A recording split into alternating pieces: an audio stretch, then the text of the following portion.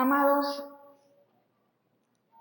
queremos en esta mañana, antes de comenzar la enseñanza, no pasar desapercibido el hecho de que muchas madres en Puerta al Cielo hoy están aquí y sé que muchos otros no pudieron venir por distintas circunstancias. Hoy queremos bendecir sus vidas. Sabemos que el Día de la Madre es todos los días y el principio de la palabra que dice que honremos a nuestro padre y a nuestra madre para que nos vaya bien y seamos de larga vida, es un principio del reino, es un principio que está en la palabra. Y no lo hacemos por la promesa, lo hacemos porque les amamos. Gracias, mamá, por manifestar al Señor, por cuidarnos, por cuidar e ir siempre una milla extra. Les honramos. Cuando leemos Proverbios 31, realmente nos acordamos inmediatamente de nuestra mamá, de mi mamá, a quien amo tanto. Y sé que cada uno de nosotros amamos y respetamos y honramos a nuestra mamá. Así es que quiero que por favor se ponga en pie todas las madres de esta congregación. Vamos a hacer solo una oración por ustedes. Siempre es bueno encomendarse a nuestro Dios. Padre Celestial, te damos gracias por cada mujer de Dios que está de pie porque es mamá.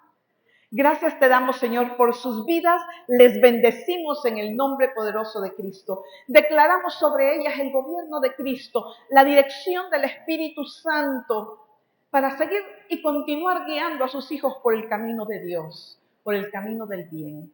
Padre, nuevas fuerzas para ellas. Te pedimos en el nombre de Jesús que la paz de Dios que sobrepasa todo entendimiento esté sobre sus vidas.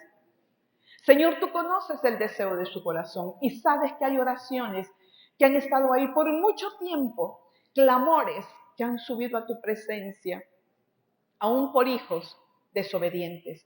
Pero Señor, yo te pido que les fortalezcas y que puedan esperar en ti para el cumplimiento de cada palabra. Le bendecimos, honramos sus vidas y declaramos que la manifestación del Espíritu estará siempre en sus vidas para con sus hijos. Y nosotros los hijos nos comprometemos siempre por amor a honrarles en todo momento. En el nombre de Jesús, amén y amén.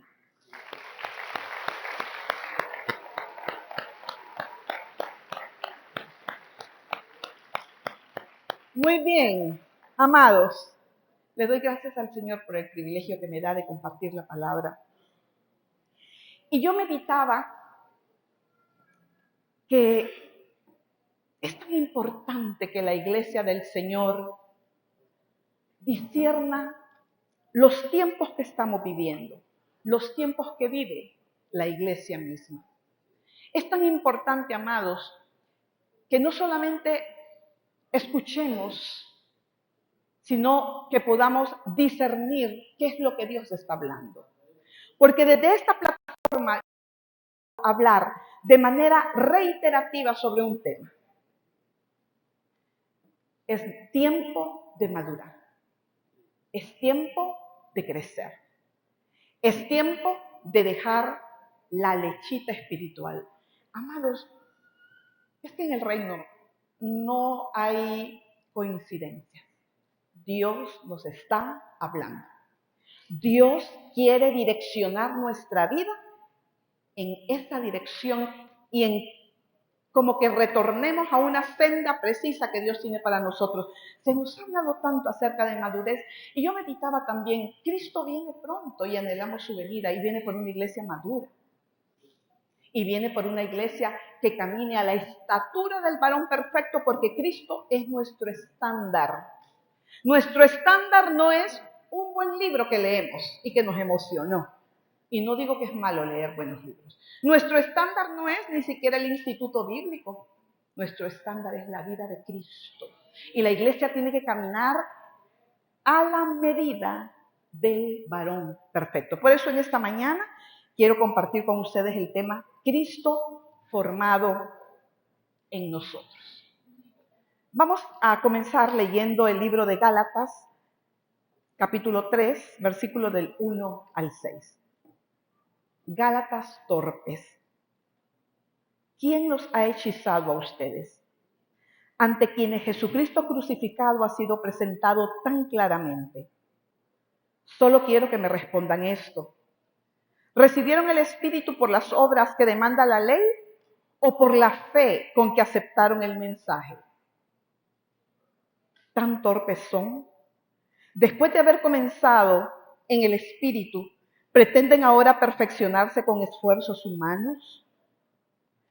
¿Han tenido tantas experiencias en vano? Si es que de veras fue en vano al darle Dios su Espíritu y hacer milagros entre ustedes. ¿Lo hace por las obras que demanda la ley o por la fe con que han aceptado el mensaje? Así fue con Abraham.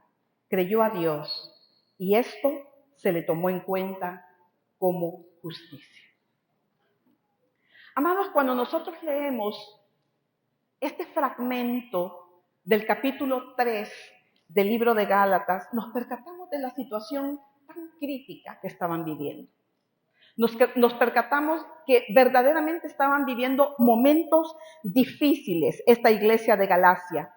Estaban siendo atacados en sus convicciones espirituales y lastimosamente los Gálatas habían abierto demasiado espacio, habían autorizado demasiado espacio para que Satanás viniera contra ellos, para que el enemigo los trastocara. Así es que las palabras de Pablo, aunque suenan un poquito fuerte, eran congruentes con la circunstancia que estaba viviendo los Gálatas, la iglesia de Galacia. Cuando Pablo escribió la carta de Gálatas, lo hizo con suma preocupación. Había mucho dolor en su corazón, porque ellos habían sido enseñados en la verdad que es Cristo y se estaban alejando del Evangelio a causa de falsas doctrinas que se les estaban enseñando. La iglesia había caído entonces en una influencia judaizante que predicaba un evangelio que combinaba falsamente la gracia de Dios con las obras humanas. Como resultado, los gálatas habían vuelto a caer en un legalismo religioso y Pablo les exhortaba que la justicia se basa en la fe de la obra redentora de Cristo y no en sus propias obras, tal y como nos dice Efesios 2, del 8 al 9, que dice: porque por gracias ustedes han sido salvados mediante la fe. Esto no procede de ustedes, sino que es el regalo de Dios, no por obras para que nadie se jacte. En otra versión dice, no por obras para que nadie se gloríe. Esta es la doctrina fundamental, la salvación por medio de la fe. Y era precisamente el fundamento del que los gálatas se estaban desviando y estaban adoptando nuevas enseñanzas. Amados, todos sabemos que el Evangelio es Cristo. El Evangelio es la vida y la manifestación de esa vida, la vida de Cristo. Así que el Evangelio no se aprende, el Evangelio se vive. Sin embargo, los gálatas estaban abandonando el Evangelio que se les había revelado, así como la libertad y la gracia que aprendieron del conocimiento de Cristo Jesús. Por eso es que esta mañana decimos que la exhortación de Pablo tiene hoy por hoy vigencia en la iglesia de los últimos tiempos. Es una voz de alerta a la iglesia, una voz de alerta para vivir los principios del reino y no permitir que Satanás nos desvíe de la verdad. Para el hombre natural es imposible creer en un evangelio que no espera ningún intercambio de favores, ya que lo único que se necesita para ser salvo es reconocer la obra de Cristo Jesús en la cruz y declarar que Él es nuestro Señor y Salvador. Es lo único que necesitamos. Y ante todo este panorama que acabamos de narrar, Pablo les transmite a ellos, a los gálatas, la intensidad de su amor, pero a la vez a Pablo le es revelada la respuesta ante una situación tan deplorable que estaban pasando los gálatas. Y esa respuesta está justamente en Gálatas 4:19. Vamos a leerlo. Gálatas 4:19 dice, hijitos míos, por quienes vuelvo a sufrir dolores de parto hasta que Cristo sea formado en ustedes. Ustedes pueden apreciar la intensidad del amor de Pablo. Les dice, hijitos míos, los está tratando como un papá y le dice, estoy dispuesto a pasar lo que tenga que pasar, no importa, dolores, esos dolores tan fuertes inclusive que pasa una madre que está dando a luz, estoy dispuesto a bregar una milla más, decía Pablo, con tal de que no se pierdan. Y la respuesta que Pablo recibe del Espíritu es precisamente esta, que Cristo sea formado en ustedes. Esa era la respuesta ante esa circunstancia que estaba viviendo la iglesia de Galacia. Se estaban desviando del fundamento de la fe y Pablo sabía que estaban a punto de perderse y Pablo discierne en su espíritu la respuesta. Cristo formado en ustedes. Amados, Pablo sabía ante esa condición espiritual que era necesario formar el carácter de Cristo en ellos. Comenzar nuevamente a enseñarles quién era Cristo, formarles a la imagen de Cristo Jesús. Y creo que hoy por hoy es el llamado urgente a la iglesia, a usted y a mí. Es el llamado urgente a la iglesia del Señor que Cristo sea formado en nosotros o que Cristo continúe siendo formado en nosotros como única respuesta para no ser desviado de la fe. ¿Cuántos dicen amén? Es la única respuesta para no ser desviados de la fe, para no recibir confusiones ante ataques del enemigo a nuestras convicciones espirituales, es que Cristo se siga perfeccionando en nosotros. Aquella revelación que Pablo había recibido tiene vigencia entonces hoy en día. Y para entender los alcances de esa revelación, recuerden que la revelación que Pablo había recibido era Cristo formado en ustedes. Y es lo que Dios le dice hoy a la iglesia. Para entender con claridad los alcances de esta revelación, vamos a ir enumerando 4 principios básicos que creo que nos van a dar claridad respecto a lo que habla el Espíritu de Cristo formado en mí, en nosotros. Vamos al principio número 1, morir a nosotros mismos. Gálatas 2:20. Con Cristo estoy juntamente crucificado y ya no vivo yo, mas vive Cristo en mí.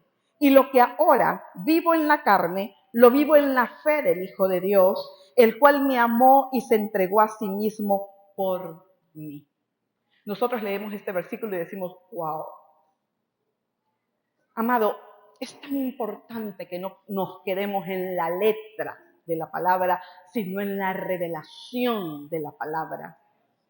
Es tan importante, porque a veces nos memorizamos los versículos, pero no sabemos ese trasfondo. ¿Qué quiso decir el Espíritu de Dios cuando dejó esta verdad?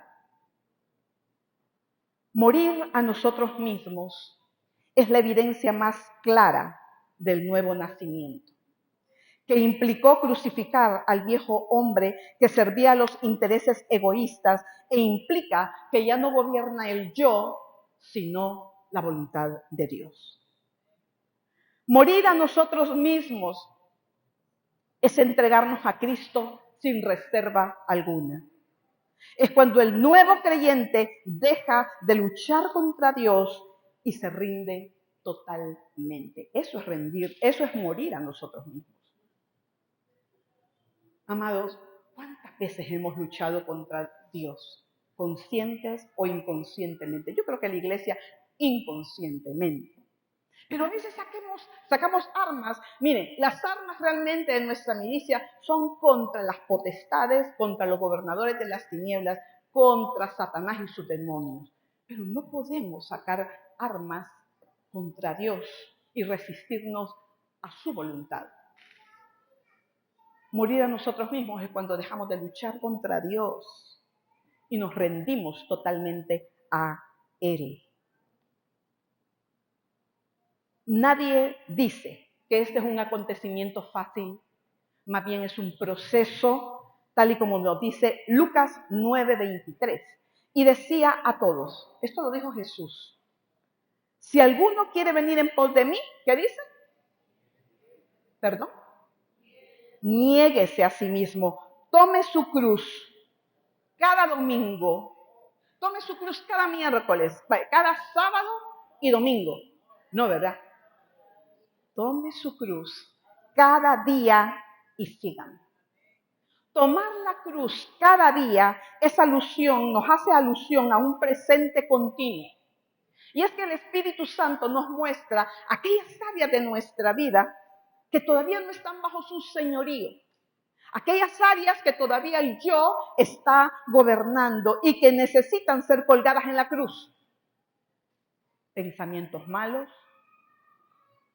hábitos pecaminosos, actitudes equivocadas, deseos impuros. Deben ser colgados en la cruz. Cuando la palabra dice, ya no vivo yo, mas vive Cristo en mí, eso es una verdad. Pero muchos creyentes se resisten aún a entregar a Cristo aquellas áreas críticas de su vida. Aquellas áreas que saben que Dios no está bajo el control, que no tiene el gobierno, que Cristo no señorea sobre ellas. Por ejemplo, hay muchos creyentes nacidos de nuevo que desconfían tanto de Dios en su vida emocional, que no quieren esperar en Dios por una dirección para su futuro matrimonio. Y siguen gobernando esa área. No, yo tengo mejor parecer que Dios. Eso es lo que queremos decir cuando no entregamos al Señor todas las áreas de nuestra vida. Creyentes nacidos de nuevo, que hoy en día no creen en la consagración de finanzas y específicamente en la entrega de diezmos. Y le dicen al Señor, Señor, involúcrate en todas las áreas de mi vida, menos en mi billetera. Porque es un principio de la palabra darle a Él. Es tan bello Dios, nos permite darle el 10% de todos sus ingresos y nos quedamos con 90%. Y si el Señor nos hubiera dicho que le diéramos el 90%, ¿qué haría usted? Yo le aseguro que nos rinde el 10%. Yo se lo aseguro. Porque Él es fiel. Porque Él es fiel. Amén.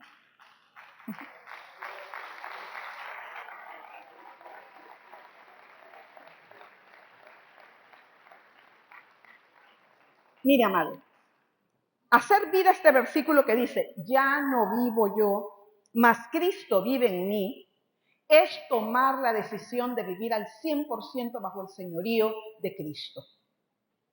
Es que cuando Cristo fue a la cruz no se dio por pedacitos. Es que cuando Dios fue a la cruz, cuando Cristo fue a la cruz, se dio completamente y sin reservas y fue a muerte y muerte de cruz.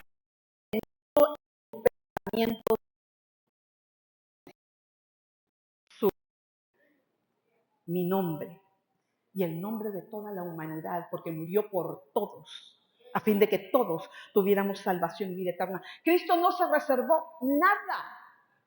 Y Él es nuestro ejemplo, nuestro estándar de vida. No nos podemos reservar nada. Tenemos que entregar todo a Jesús. Eso es morir a nosotros mismos.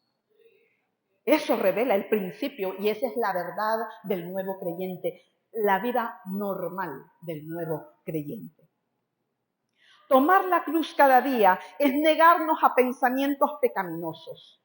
Y es que todo pecado comienza a nivel de nuestra mente, de nuestro pensamiento que quiere satisfacer la carne. Y la decisión es que esos pensamientos que no proceden de Dios reciban un rotundo no. Reciban un rotundo no. ¿Para qué? Para que ese pensamiento no llegue al corazón y luego ese pecado se concretice. Si usted empieza a permitir, que ese pensamiento pecaminoso gobierne su mente, y es un pensamiento recurrente, baja al corazón y luego indudablemente se va a cristalizar el pecado. Por lo tanto, cuando viene un pensamiento que no viene de Dios, le tenemos que decir no. ¿Cómo le tenemos que decir?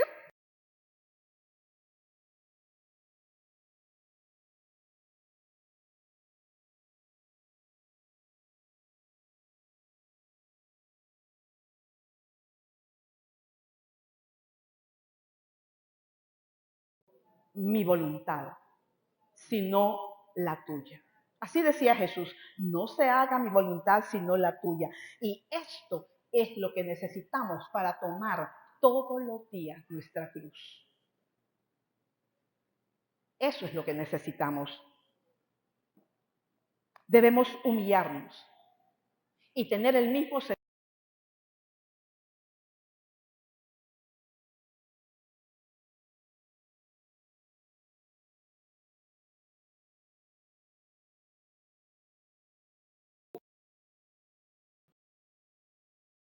Amados, ¿cuántas veces en aquello que proyectamos en nuestra vida no se hace nuestra voluntad? ¿Cuántas veces? Tomar la cruz cada día es decirle a Dios, no se haga mi voluntad, sino la tuya. Eso es un creyente que está muerto al yo. Y eso es más fácil para que Cristo continúe siendo formado en usted y en mí. Morir al yo nunca se describe en las escrituras como algo opcional en la vida cristiana. En realidad, es la realidad del nuevo nacimiento. Nadie puede venir a Cristo a menos que esté dispuesto a ver su antigua vida crucificada con Cristo y empiece a vivir de nuevo en la obediencia a Él. El yo siempre se va a negar a morir. Siempre. Pero esto no es de consensos. A ver, vamos a hacer una votación. ¿Qué dice el espíritu? ¿Qué dice el alma? No. Esto no es de consensos. En el reino de Dios no vivimos por democracia, sino teocracia. Aquí hacemos lo que Dios dice. Y si el Señor dice que hay que morir a nosotros mismos, no es de consensos. Lo voy a pensar. Es que esto no es opcional, amados. En la palabra, jamás va a encontrar esto usted como algo opcional. La demanda del cielo es morir a nosotros mismos. ¿Cuál es el resumen de este primer principio? Para que Cristo se forme en nosotros, es indispensable morir a nuestro yo tomando la cruz cada día. Amén. Segundo principio, Cristo sea visible en nosotros. Dígale a su hermano, Cristo sea visible en nosotros. Juan 3:30 dice, es necesario que Él crezca, pero que yo mengue. Ponga ahí su nombre donde dice yo. Es necesario que Él crezca para que Rocío mengue. Es necesario que Él crezca para que crezca, muera. Es necesario que Él crezca para que yo mengue. Miren, amados, esta es una frase declarada por Juan el Bautista, a quien yo admiro mucho y siempre lo he dicho. Juan el Bautista tenía tanta claridad de quién era él, pero también quién era Cristo. Él decía, a sus seguidores les decía, yo no soy el novio, no, yo soy el amigo del novio. Jamás tuvo la intención entonces de quitarle protagonismo al Señor. Al contrario, él dejó bien sentado que él solo era un siervo que preparaba la vereda para la venida del Mesías. Amados, qué importante es no robarle la gloria a Dios. No robarle la gloria a Jesús. Qué importante que la gente no nos vea a nosotros, que ponga su mirada en Cristo y que más bien nuestra vida les inspire para que ellos se puedan rendir al Señor. Eso significa que yo mengüe para que Él crezca.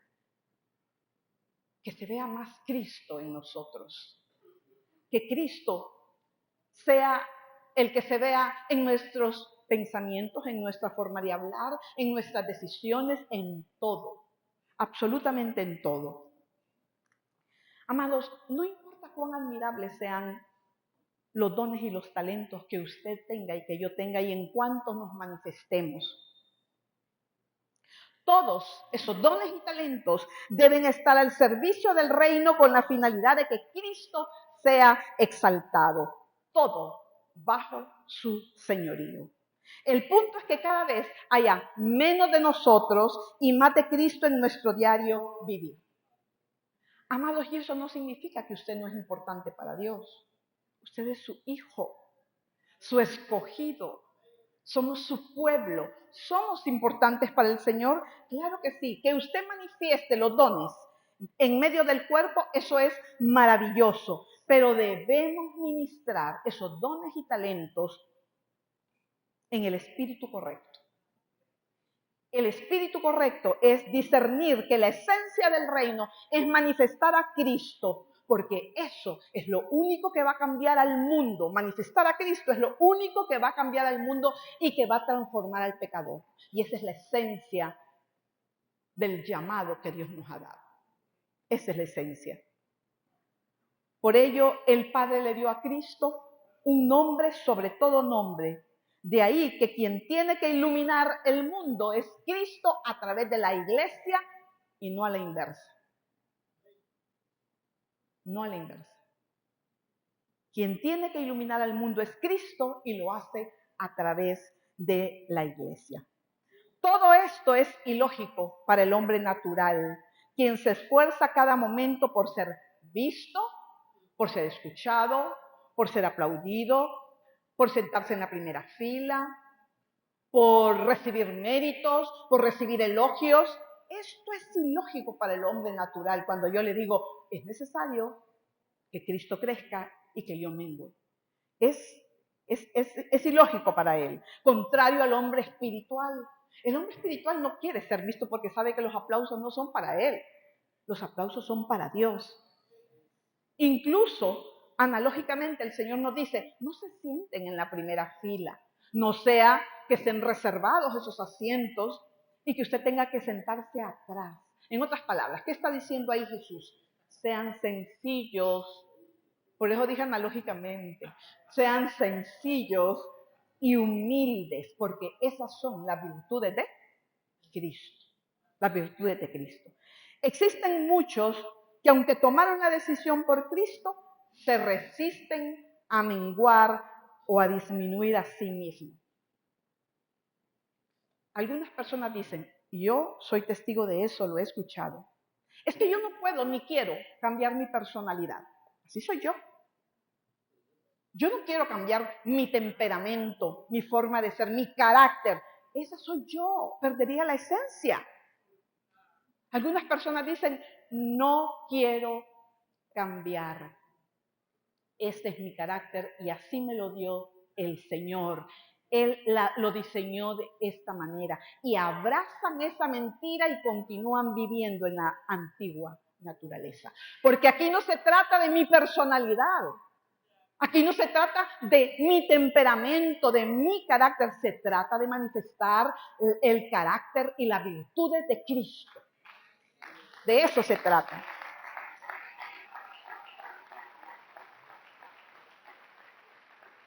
Gracias, Dios. Cuando uno mengua a sí mismo, es el comienzo para que el Señor sea formado en nosotros. Y esta es una decisión personal. Por eso es que usted va a ver el crecimiento de la iglesia tan heterogéneo. Unos van así, otros van así, otros van así. Porque ¿qué decisión estoy tomando? Es que las decisiones evidencian mi estado. Y Dios no va a tomar esa decisión por usted ni por mí. Es una decisión personal, menguar para que Él crezca. Y ese es el inicio para que Cristo continúe formándonos a cada uno de nosotros. La carne se resiste a dejar de ser visible, y es cierto. La carne se resiste a dejar de recibir elogios, méritos, pero la carne, cuando está crucificada, entiende que el sitio de honor es para Jesús, solo para Él. Y a esto nos referimos con el término de menguar. La gloria solo es para Él. Solo para el Señor. Vamos a ver el resumen de este segundo principio, que es Cristo sea visible en nosotros. Resumen. Nuestra meta es agradar a Dios y menguar a nosotros mismos para que Él crezca. ¿Cuántos dicen amén? Muy bien, entonces pasamos al tercer principio. Dejarnos moldear por Cristo. Jeremías 18, del 3 al 6, en la Nueva Versión Internacional. Entonces bajé a la casa del alfarero y lo encontré trabajando en el torno. Pero la vasija que estaba moldeando se deshizo en sus manos. Así es que volvió a hacer otra vasija, hasta que le pareció que había quedado bien. En ese momento la palabra del Señor vino a mí y me dijo: pueblo de Israel, ¿acaso no puede hacer con ustedes lo mismo que hace este alfarero con el barro? Afirma el Señor. Ustedes, pueblo de Israel, son en mis manos como el barro en las manos del alfarero. Quiero invitarles a ver un pequeño video.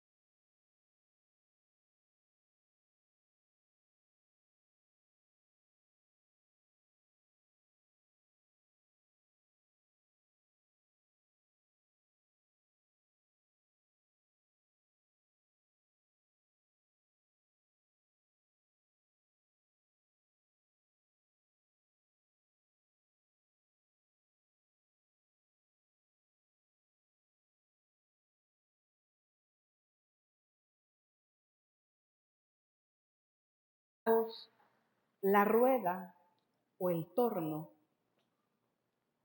simbolizan las circunstancias que cada uno de nosotros atravesamos a diario. El barro nos simboliza a cada uno de nosotros, el hombre. Y el alfarero, el Dios creador, con completo derecho sobre el barro para moldearlo a su parecer. Vamos a ver lo que dice Romanos 9:20. Y tú, hombre, ¿quién eres para pedirle cuentas a Dios? ¿Acaso la olla de barro le dirá al que lo hizo, ¿por qué me hiciste así? La característica de los verdaderos cristianos es que cada día y en cada circunstancia mostremos más a Cristo en lugar de nosotros. Para ello debemos permitir que Él nos moldee según sus planes y voluntad a efecto de ser formados para Él. La palabra menciona que somos barro en las manos del alfarero. La palabra no menciona que somos piedra, granito, azulejo, barro, madera. Dice que somos barro, porque el barro tiene la virtud de ser moldeable. Ahora la pregunta es, ¿qué tan moldeable es usted para Dios? ¿Qué tan moldeable es usted para Dios? ¿Qué tan moldeable soy yo para Dios? Y sé que cada uno de nosotros puede meditar y ser sinceros consigo mismo. ¿Qué tan moldeable? Porque el alfarero moldea según su parecer. Es según su parecer. No es según lo que usted piense o yo piense. Es su parecer. ¿Qué tan moldeables somos para Dios? El alfarero está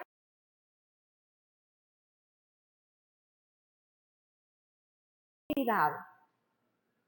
La palabra utilidad viene de útil y el antónimo es inútil. Nosotros lo que anhelamos cada día es ser vasos de honra, útiles en su reino, para que por eso es que nos debemos dejar moldear por el alfarero. La visión del alfarero no es hacernos sufrir, es perfeccionarnos. El barro pasa por todo un proceso. Primero, el barro es amasado. Sí, ya me imagino. Amasado. Luego el barro es moldeado. Y para moldearlo, él utiliza determinada velocidad en el torno, pero también usa agua para facilitar ese proceso de moldear. Amado, yo no sé en qué etapa de formación del alfarero está usted. Amasado, moldeado, torneado. Yo no sé, pero lo que sí sé es que el Padre lo conoce. El Padre sabe exactamente en qué momento estamos de ese proceso de perfeccionamiento. Sí sabe.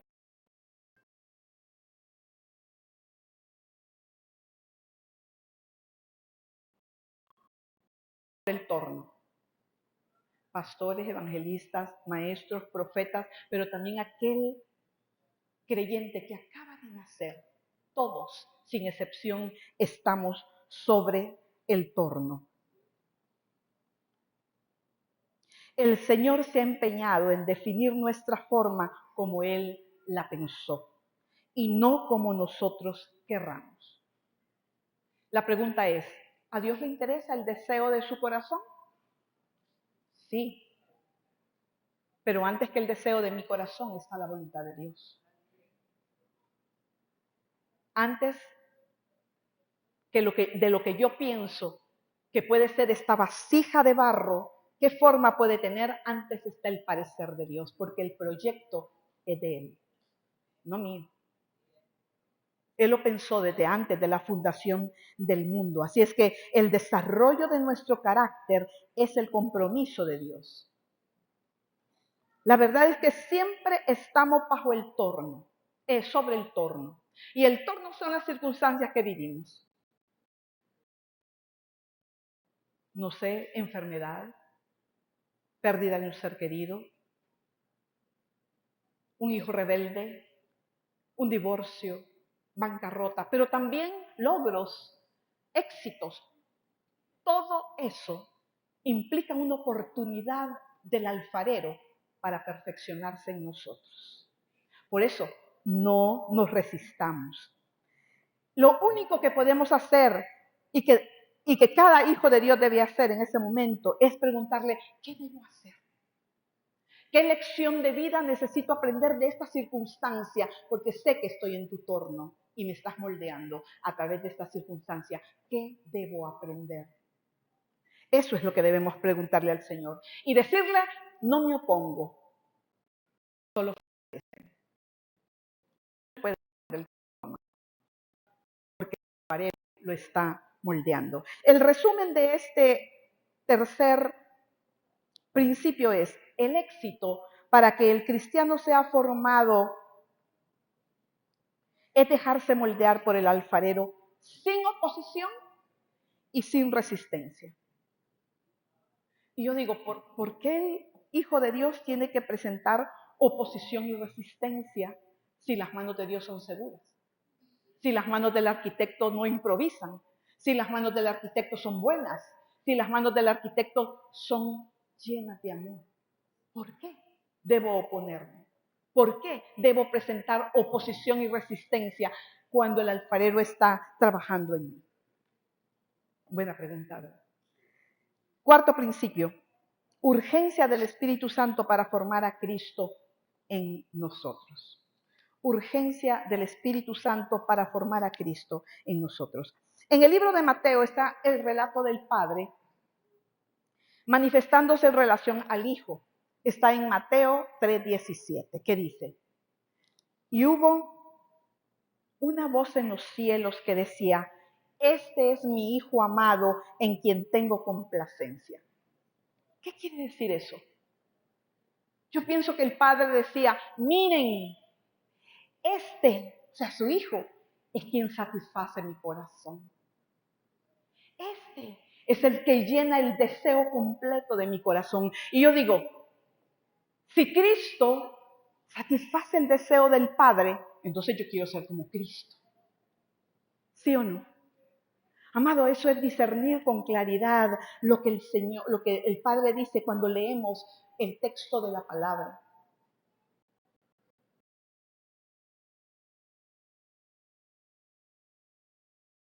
Se quiere parecer a Cristo. Por eso debemos permitir que Él sea formado. La obra del Espíritu Santo siempre se centrará en formar a Cristo en nosotros. Y mire que ahora entendí con más claridad qué significa la santificación. La santificación es el proceso por el cual el Espíritu Santo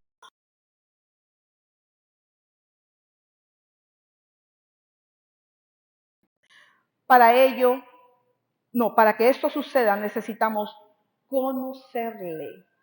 Amados, tenemos que conocer en intimidad a aquel que se está formando en usted y en mí. ¿Quién es Él? ¿Cómo es Él? ¿Cuál es su mente? ¿Cuál es su carácter? ¿Qué piensa Dios? Conocerle. Si no tenemos intimidad, no podemos conocer a aquel que quiere formarse en usted y en mí. Necesitamos intimidad. Y nosotros decimos, sí, y es verdad, vivimos las 24 horas en su presencia, pero necesitamos intimidad. Apartar parte de nuestro tiempo para estar a solas con Él. Y tener esa emoción en nuestro corazón, ya vienen las 7, a esa hora tengo una cita con mi amado. Necesito conocerle, necesito estar a sus pies. La formación de Cristo no es un esfuerzo humano. No es un esfuerzo de nuestra parte lo que construye la imagen de Cristo. El ministerio del Espíritu Santo es formar a Cristo en nosotros, pero también recordarnos lo que Él dijo. Juan 14:26. Pero el Consolador, el Espíritu Santo, a quien el Padre enviará en mi nombre, les enseñará todas las cosas y les hará recordar todo lo que he dicho. Entonces, el ministerio del Espíritu Santo no es hablar sobre sí mismo, ni llamar la atención sobre sí mismo. Su propósito es revelar a Cristo, recordar a Cristo, edificar a Cristo y formar a Cristo en nuestra vida. Ese es el ministerio del Espíritu Santo. Cuando nacemos de nuevo es depositada una vida dentro de nosotros. Es Cristo a través de su Espíritu. Pero esa vida debe crecer. Y para crecer necesitamos intimidad, pero también necesitamos volver a la palabra. En ella se nos revela Cristo. Ella nos habla acerca de Cristo. Aquí está la voluntad de Cristo. Necesitamos conocerle a través de la palabra también. Y volver a las Sagradas Escrituras. La vida que hay dentro de nosotros se manifiesta a través de la palabra de Dios. La palabra es el medio que tiene el Espíritu Santo para revelar a Cristo. El Espíritu Santo debe tomar control de nuestra mente, de nuestra voluntad, de nuestras emociones, cada momento. Y quiero decirle algo, el alma no es algo malo dentro del ser. Todo lo que Dios hizo es perfecto. El problema es cuando el alma no está bajo el señorío de Cristo. Lo malo es cuando el alma no está bajo el gobierno del Espíritu Santo. Entonces la urgencia del Espíritu es que lleguemos a conocer la persona de Cristo. Y a mí me llama tanto la atención un pasaje que está en Lucas 10:38, ese no lo tenemos aquí, pero habla de María y Marta. Y dice que María tomó la mejor parte. María se sentó a los pies del Maestro. María escuchó a Jesús. María le vio a los ojos. María vio su pensamiento. María vio sus actitudes. María fue formada. Estaba siendo formada por Jesús. ¿Cómo necesitamos, amados, sentarnos a los pies del Maestro? Y a los pies del Maestro usted puede preguntarle, ¿qué hago ante tal circunstancias? ¿Cómo lo hago? ¿Qué digo? ¿Qué relación puedo tener y qué sociedad puedo hacer con fulano, con sutano?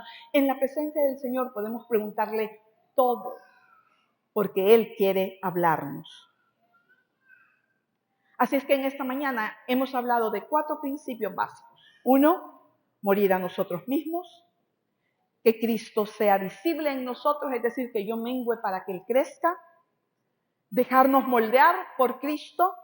Y la urgencia del Espíritu Santo para formar a Cristo en nosotros.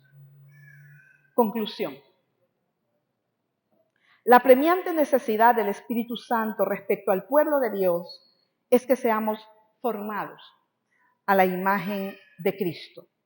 Para ello necesitamos morir a nosotros mismos, permitir que Él crezca en nosotros, que nos moldee, y el Espíritu Santo nos revele su persona. Todo ello nos permitirá caminar en una creciente madurez espiritual, de tal manera que vivamos a la altura de nuestro llamado, que es manifestar la vida de Cristo con la convicción de que nada es más importante en la vida cristiana que conocer a Cristo y llegar a ser como Él. Amén.